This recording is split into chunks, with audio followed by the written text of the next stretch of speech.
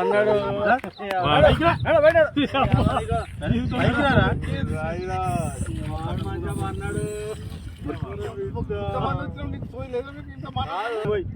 నిలిపోయినాకు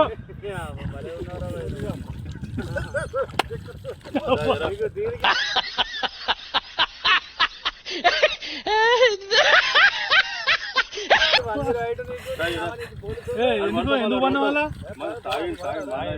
తాయి పండు ఎందుకు అనుకున్న వాళ్ళ ఈ చల్లదనానికి ఎండకు చేయలేక కన్నీకి